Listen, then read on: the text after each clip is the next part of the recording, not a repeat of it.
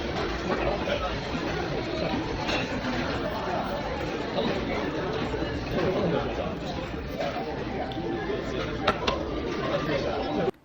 guys, anong experience nyo dito sa Japan nung bago pa lang yung experience ko dati dito nung bago pa lang ako?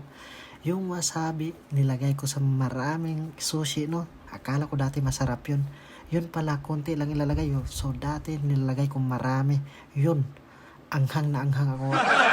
Parang hindi ako maintindihan. Pumunta nga akong CR kasi nga naduduwal na ako. Yun yung experience ko. So ngayon pag nakakain ako sa restaurant or ganito ng tulad ng sushi kasi hindi naman nawawala yung wasabi na yan. Yung nilalagay pala ng konti lang pala. Akala ko nga dati ganun at least may experience tayo, no?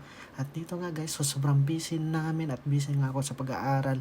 Last time nagyayang si Haponesa nakakain kami sa labas. At ito yung banding namin kasi sobrang busy nga. At dito kasi natatakam ako kasi hisashiburi ako sa pagkain sushi at masarap naman at napakasulit. Yun lang guys. Salmon bukado.